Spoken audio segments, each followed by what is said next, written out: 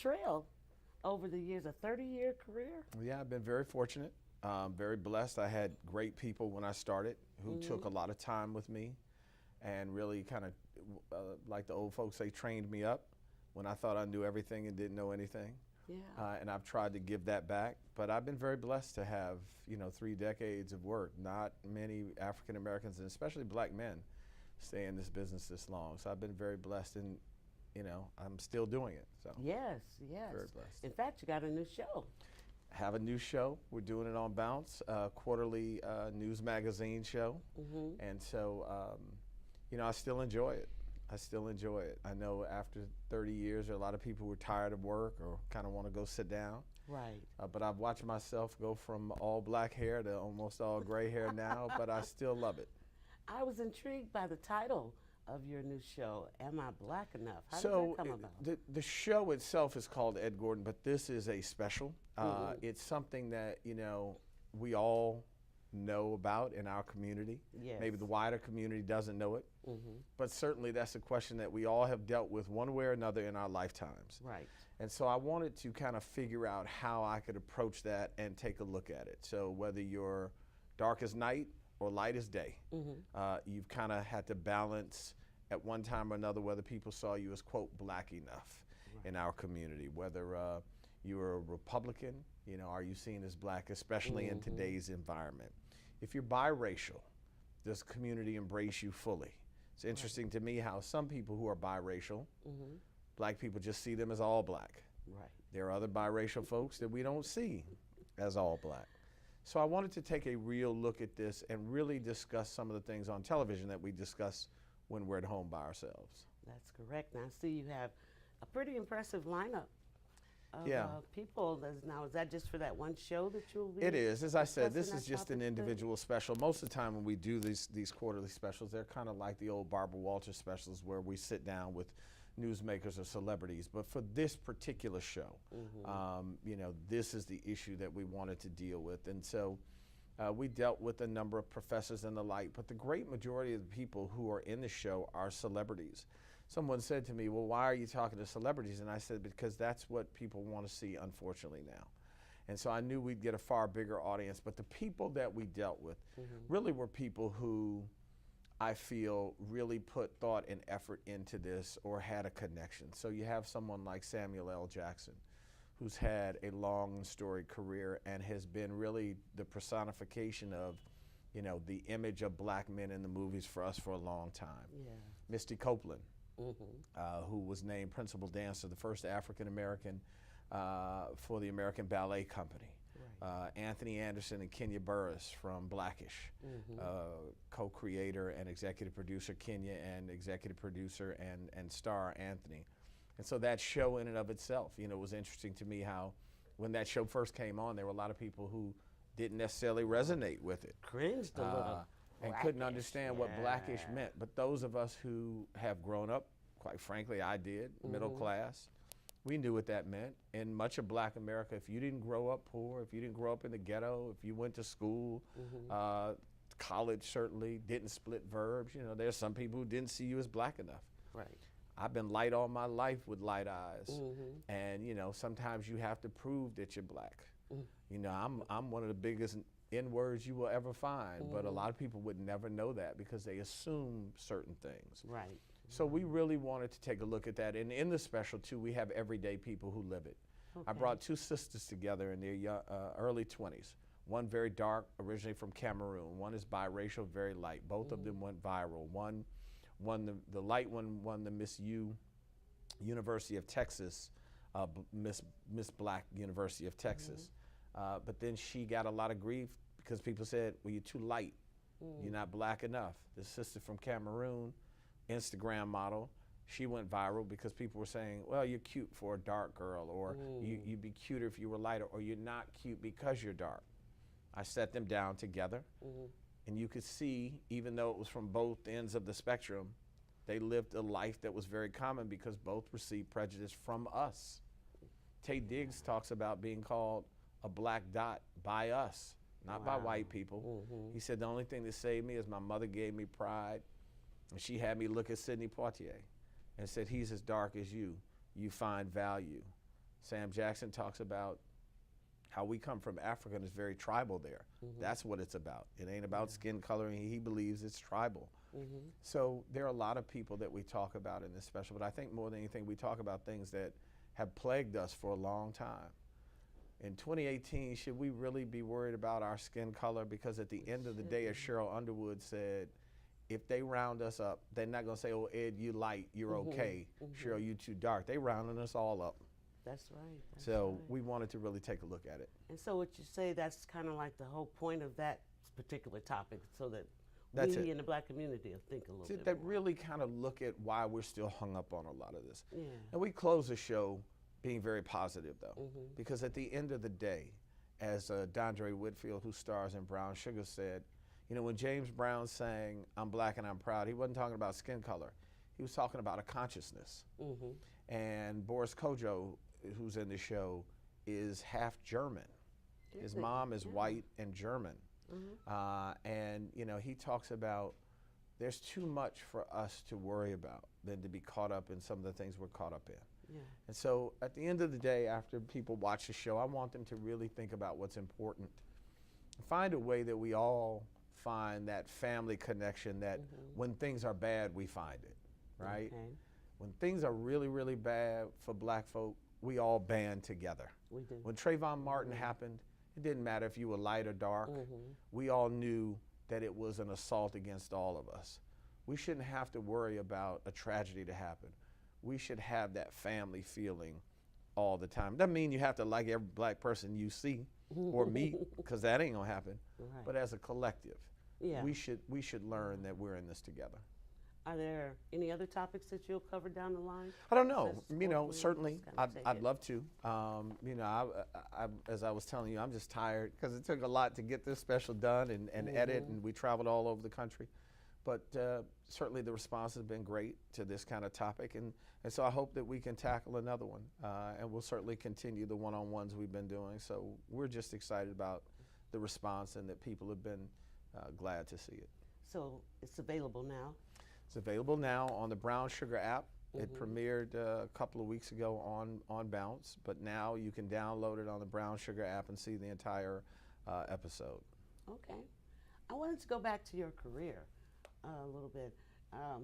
30 years, when you started out, who were your mentors? Who were you? So when I started out, I had true mentors. I had a great group of people. I'm originally from Detroit, and I started at the public broadcasting affiliate there in Detroit. And I had a great group of people who saw something in me, and they took me under their wings. And as I was telling you before, even when I thought I knew everything, you know how you're 20, you think you know everything, and I didn't know a thing, but I thought I did. They didn't worry about that, and they just kind of kept me understanding what I needed to know and learn. And then I had a great opportunity over at BET. And again, I had people who believed in me over there. You know, I wasn't necessarily ready for prime time, but in particular, Deborah Tang, who has since passed on, God rest her soul, but she saw a lot of in me as someone who really wanted it and really wanted to learn, and so she gave me great opportunity, and Jeff Lee and others over there, and Bob Johnson, obviously, and his wife, then wife Sheila. But for me, it really was an idea of, and what I saw very early on, particularly when I started to make a name for myself, is that I represented us. I had a lot of young people, and still to this day, you know, who said, you know, I grew up watching you. There were older Black people who didn't see a lot of us on TV when I first started, who were very proud of the representation I tried to give. And I tease, my friends tease me, and they say, I don't know who that dude is on TV, but that's not the cat we know. But I also understood that there was a certain image that I wanted to give to Black men on TV. You know, I didn't want to be the same image that we saw all the time, kind of shucking and jiving, or the second fiddle dude, or the cat that couldn't quite, you know, present himself in a room. I wanted everybody to be proud when they saw me walk in and know that, you know, I don't care if I'm with the celebrity or the president, I'm gonna handle my business, and I'm gonna be about my business. And so that's what I've tried to do for the last 30 years. Isn't that a burden? No. And enjoyable. No, not at all. I mean, look, if you think about what people did to get me here, that's true, right? All of that we have heard, and sometimes it becomes a little cliche.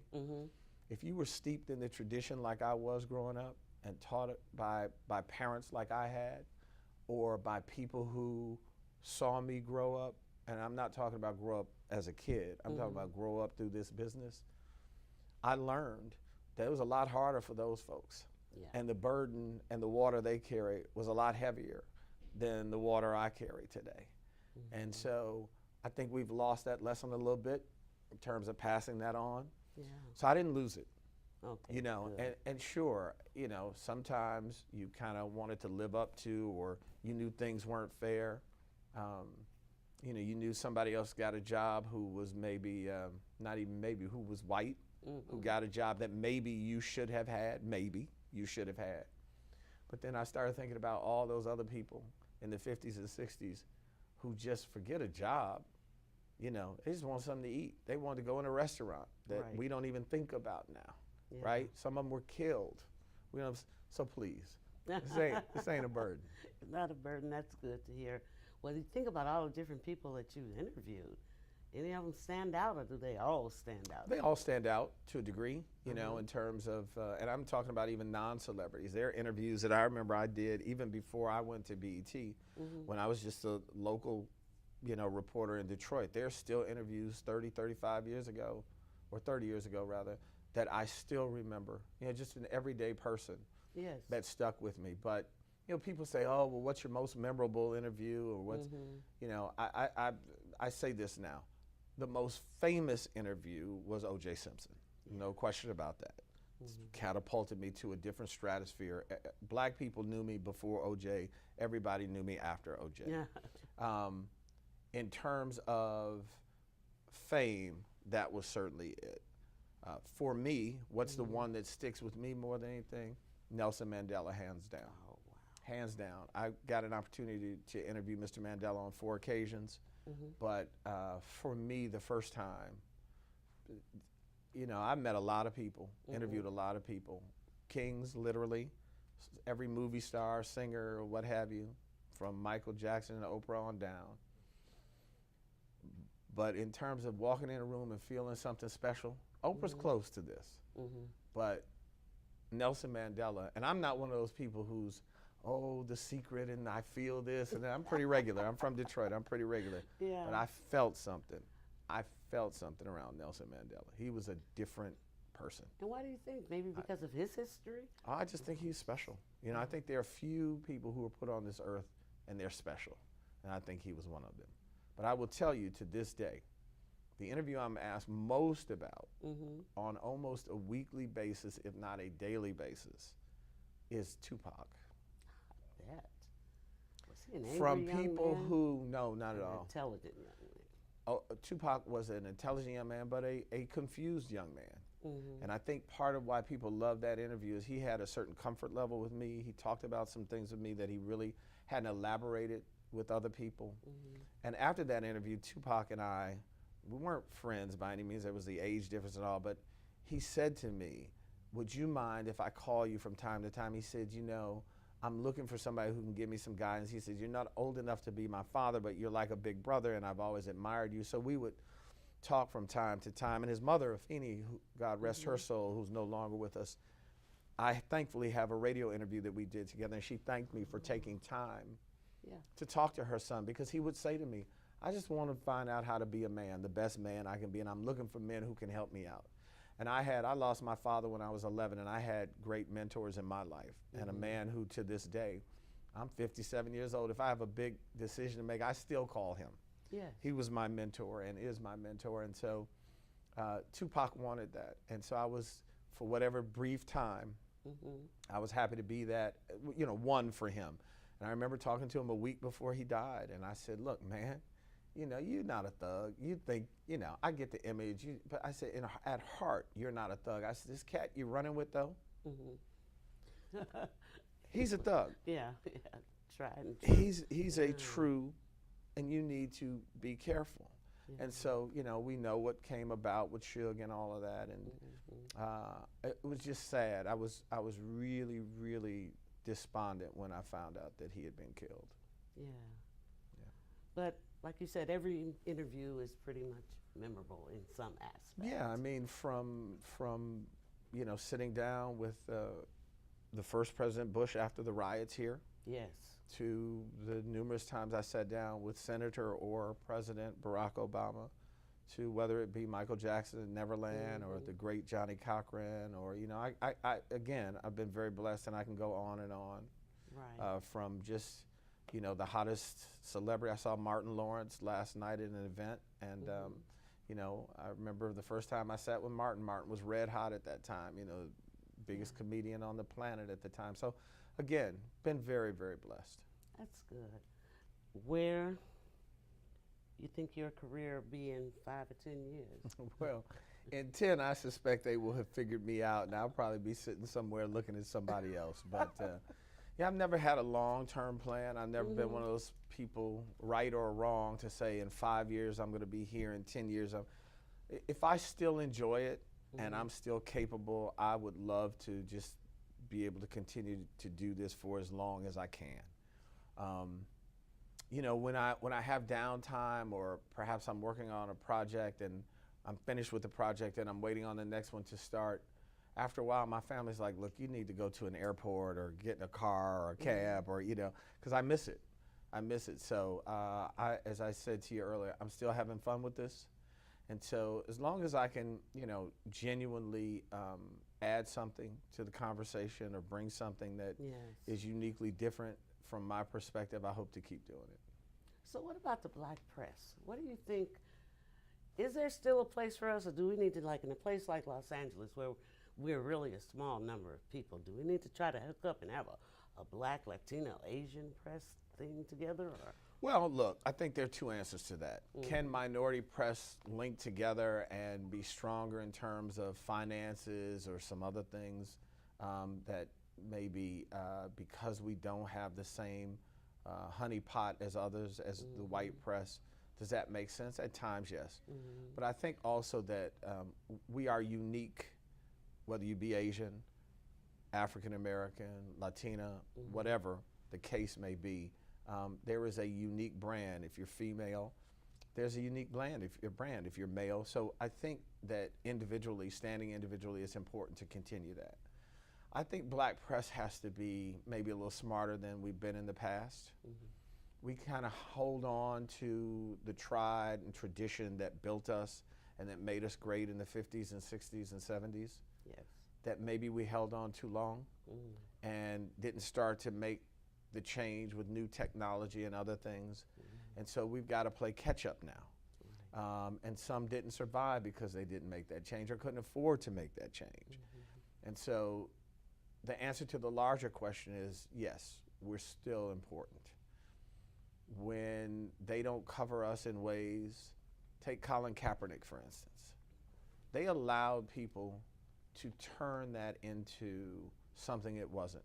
Right. Colin Kaepernick was never against the flag or the military or white folk or whatever it was. Absolutely. Colin Kaepernick was taking a stance against black folk being killed by law enforcement. Right.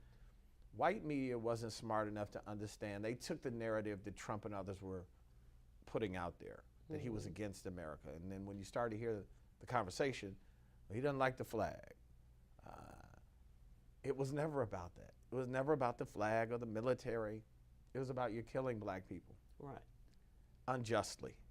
And I'm going to take a stance. The black press understood the difference. Right. The problem is we can no longer compete. So the Sentinel can't compete with the Los Angeles Times from a dollar perspective. And so that's what has happened to the black press, because what white press did is co-opted our stories. So when I first started, it was easy for me to talk to any black celebrity who was big because white press and white media wasn't talking to them. Today, it's harder for the black press to talk to the biggest black stars because white folk put them on their covers. And because they have often white representation, they don't worry about talking to black media. Why should we talk to BET if we're on HBO? Why should we go to the Sentinel if the LA Times will take us? Well, why is because the LA Times or HBO or others, God bless them, will do a great story about you possibly, but it won't be the story that really hits home. There's certain questions that they won't relate to or know, or certain answers that you may give that I might ask a completely different follow-up question than a white reporter would, because I have an understanding of what that means to us.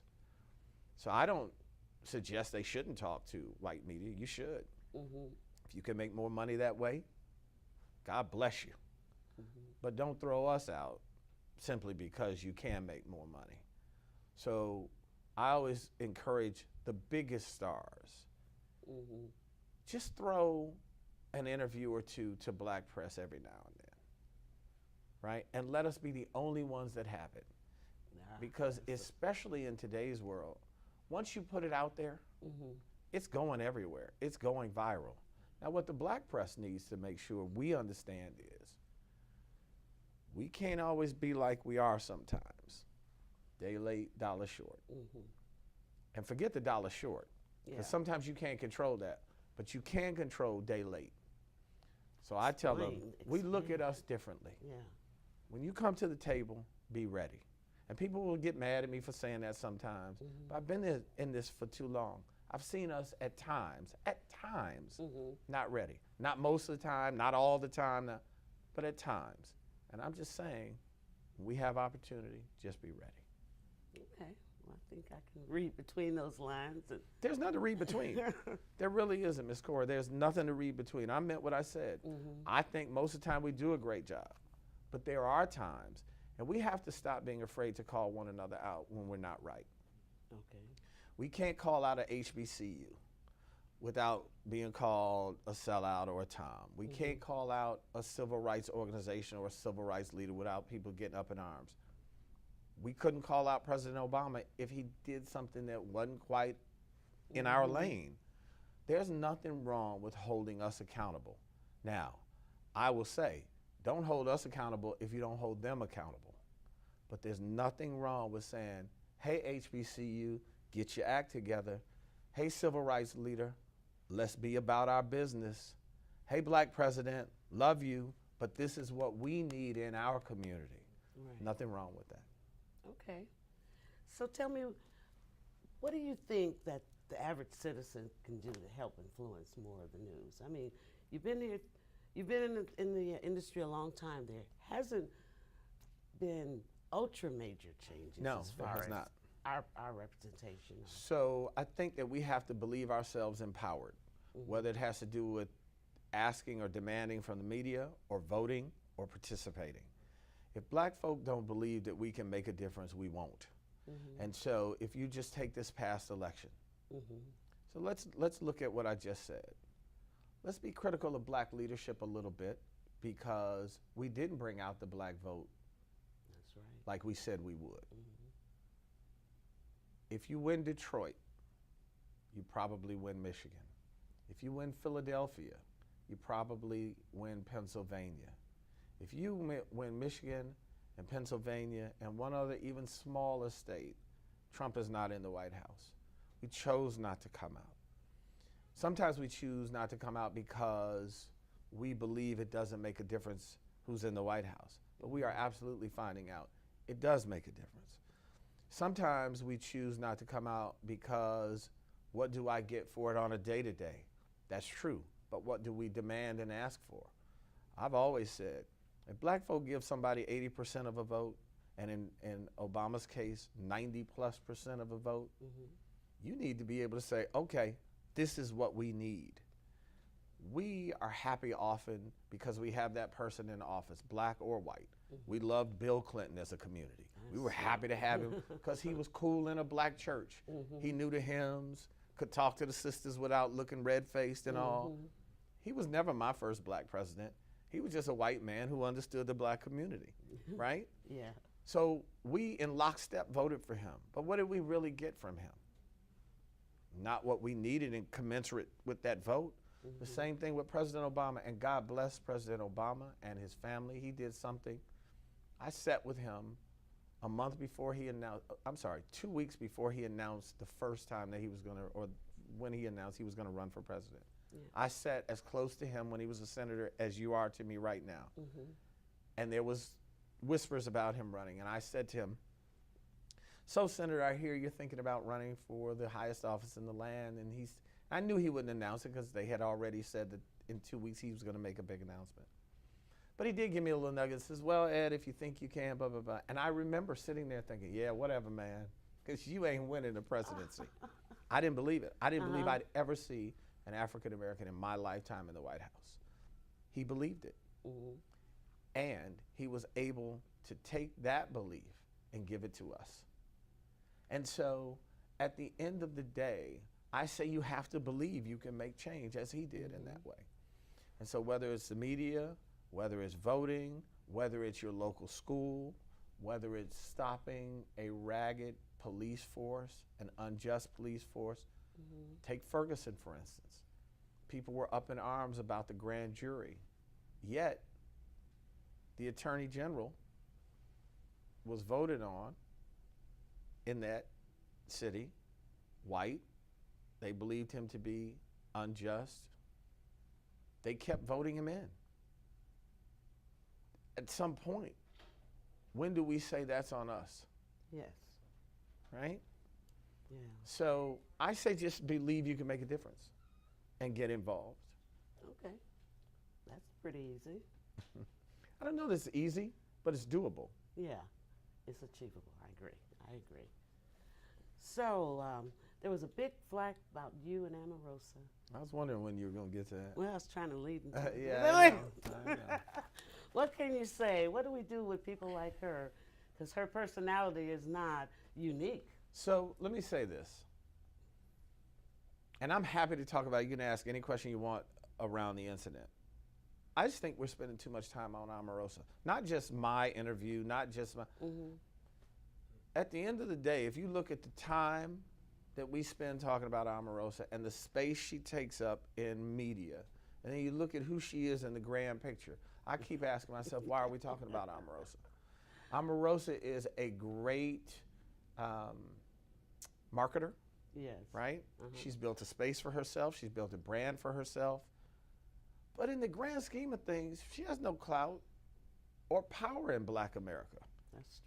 So I'm happy to answer any specific question, but my answer right now would be, I don't really care about Omarosa. God bless her as a Black woman, but outside of that, as relates to Black America, Omarosa ain't doing much for us and doesn't mean a hill of beans because, listen, she was down with President Trump until they showed her to the door, and now she's calling it a plantation. So she was not the slave who escaped the plantation, right? She was a slave that got put off the plantation.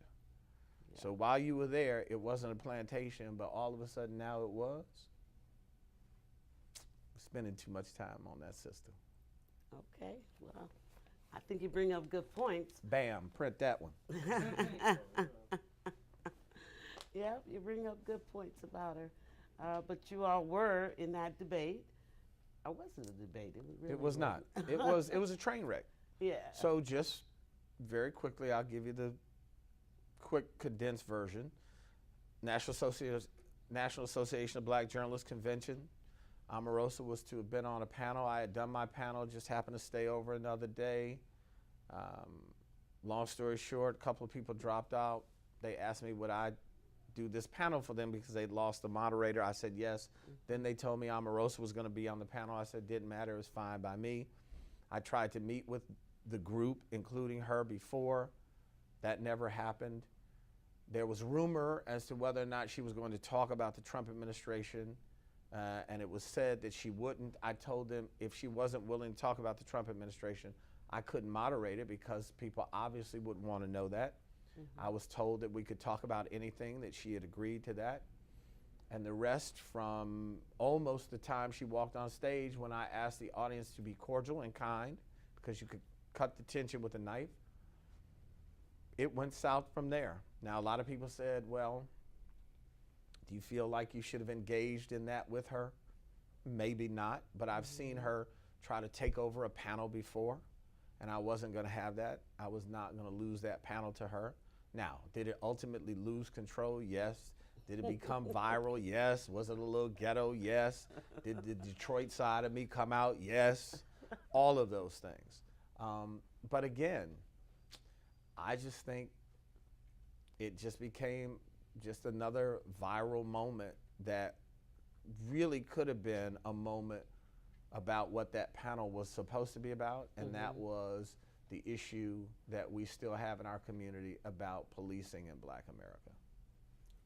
And that issue is not going anywhere until we take more. Right, Get and I more mean, think involved. about that. How many times can we hold a press conference to say another Black person killed? That's my issue sometimes with Black leadership. We're there after the fact, but what are we doing to make sure? So take a look at the school shooting in Florida and what these young people are doing. Those young people, God bless them, and I hope they keep this going, made a decision. They drew a line in the sand and they said, we're not having it anymore. From the school system to the police force to Washington to local, they all stood up and said, we're going to fight this thing. Black leadership and Black folks and our community need to take a look at what's happening there and say, we're going to do the same thing. If it happens again, if another Black kid is killed suspiciously by police, we need to do exactly what they did. Whether it's walk off work, whether it's head to DC, whether it's say you will not get another vote until you deal with it, whatever the case is, there's action to be taken. And I'm proud of these young people that are doing that. And I hope as a community we kind of take a look at this and know that we can be empowered and we can move to make change. Can you apply that philosophy to like Chicago, where you have a lot of young people killing Blacks on Black crime, and maybe it's socioeconomic conditions Well, that might I mean, be look, impacted. But can we Black really on Black rise up? crime, as the media portrays it, is just an individual killing an individual. Is it an epidemic in our communities? In some, yes. Part of that is the mental health crisis that this country finds itself in, right? It's not just that some Black sociopathic Black male is out there killing his brother. That's a health issue. That's a mental health issue. If I'm not equipped to deal with you, and when we have beef, my solution to that is to kill you. That's not rational, right? That's not what a healthy person does. Absolutely. So at the end of the day, when we talk about mental health issues, look, Black folk have had issues with whether we want to deal with psychiatry and dealing with mental health and for years. That's true. We backed away from that for years. Yeah. I put myself in that. I'm the first to go, I ain't gonna see no psychiatrist. I can handle this myself. That's that kind of macho male, particularly for Black men thing. Truth is, we have more laid on us than anybody. If anybody needs to go talk to somebody, it's Black men, right? Because of the issues that we have had burdened by this society. We don't even talk to one another hardly. I had a talk with a buddy of mine the other day that I've known since junior high school for the first time. And we talk all the time, but we don't talk about heavy stuff. When a parent died, we were there for one another. His brother was killed, I was there for him. We've been there and best of friends in that way. But the other day, we really got into some deep stuff that we never talked about in 30 plus years, 40 plus years. So I think that this whole sense of America looking at the mental health of all of us needs to be attacked and really looked at. And Black folk need to figure out how we deal with, it's not an issue that we have in our heads often in the sense of we were born that way. It's the burden that society puts on us. And it becomes so heavy sometimes you just don't know how to deal with it. So you deal with it in destructive ways, usually to the person closest to you. Family member, somebody at work, sister, the guy that you used to date, whatever the case is, we need to deal with that. Okay. So you have a young daughter. I do. This is the type of advice you give her? I talk with she and the rest of the group that I helped raise up, 2 boys, and I talk with them all the time. I talk to young people all the time. And I was maybe of our group, of our extended family, the strictest parent, but I will also tell you those kids are probably closer to me than the rest of them, and we're all close, and they're close to those other parents too. But I have a special bond with them because I talk to them all the time. I don't tell them just what they want to hear. I don't give them just the old school advice. I'm real with them. And so, yeah, I think that we'll all do better when we start talking to one another a bit more. But my little one will tell you, and I was almost moved to tears Father's Day because she hadn't called me yet. I wasn't expecting a present, but I hadn't heard from her. And we were into the evening, and I was kind of depressed, and she called me. She said, Daddy, look at your email and then look on my my Instagram page. And she had written a letter to me from an article I had done about us and that Essence published. And it talked about our relationship and what I meant to her. And she went on to say, you know, sometimes he was rough on me or this, that, and the other, but she went on to say what she hopes her husband will be. And a lot of it was the person I am. And so I don't say that to brag. I simply say that to say that it's really about us all trying to put our best foot forward for the people that we love. And by that, I mean not just the people in your family. There is a special love that Black people have for one another. We're messed up in many ways, but the love we have for one another is so special and has kind of kept us in good stead when everybody else was against us. And so I never lose sight of that either. I never lose sight for as messed up as we can be to one another, which is what we look at in that special at times, or the kind of black on black crime that the media talks about. There's black on black love too. And it's been that for a long time. All you ever have to do is go to Essence Fest or go to the festivals that Danny and the Sentinel have put on for years. Right? It ain't just the music, right, that draws everybody to that stage. You're right. It's the sense of family. It's a sense of, you know, I can't wait to have that fun again with you. Yes. Right? And so at the end of the day, if we can, as a community, understand that that's deeper than any real issue and problem that we have and that we suffer through, we're going to be all right. Because go to Essence one time and sit at a concert or see everybody in the streets of New Orleans. Hey, sister. Hey, brother. How you doing? It's there. It's real. All right? So when Trayvon happened, or Michael Brown or Sandra Bland, how we all had that collective feeling. So when we're proud of, still to this day, something that Oprah does, or if there's a Black Olympian, we all still go to the TV and pull for them. We don't know them from Adam.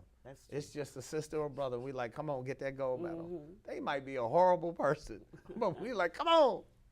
So there's a love that Black folk have for one another that has sustained us and that will continue to sustain us.